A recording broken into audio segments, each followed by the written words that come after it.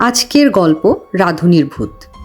একজন যাজক এই কাহিনীটি জানান, তবে কারো নাম প্রকাশ না করার শর্ত ছিল তার।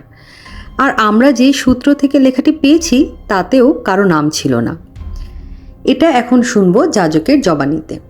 আমার স্ত্রীর বাবার বাড়িতে বেশ কয়েকজন মহিলা চাকর বাকর ছিল। বিয়ের আগে এদের সব কিছু দেখভালের দায়িত্ব ছিল আমার স্ত্রীর। একবার বাড়ির মহিলা রাঁধুনির অ্যাপেন্ডিসাইটিসের ব্যথা শুরু হয়। এই সময় একটা হাসপাতালের গির্জার যাজকের দায়িত্ব পালন করছি আমি। মহিলাটিকে ওই হাসপাতালে ভর্তি করে দিই। সেখানে অপারেশন করা হলেও বাঁচানো যায়নি তাকে। তার বন্ধুরা মহিলাকে কবর দিয়ে দেয়। অন্ত্যেষ্টিক্রিয়ার কয়েকদিন পরের ঘটনা। আমার স্ত্রী রান্নাঘরের একটা টেবিলের পাশে দাঁড়িয়ে কাজ করছে। এখান থেকে দরজা খোলা থাকলে সামনের বারান্দা দিয়ে যেই যাবে নজরে পড়বে তার। তখন সকাল 11টার মতো বাজে। মাসটা ফেব্রুয়ারির শেষ কি মার্চের শুরু। একটা কেকের ওপর চিনির প্রলেপ দিচ্ছে তখন সে।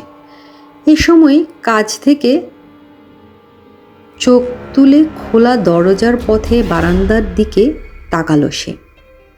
বাড়ির ভৃত্যদের বসবার ঘরের পাশ দিয়ে অন্য একটা কামরার দিকে গেছে বারান্দাটা।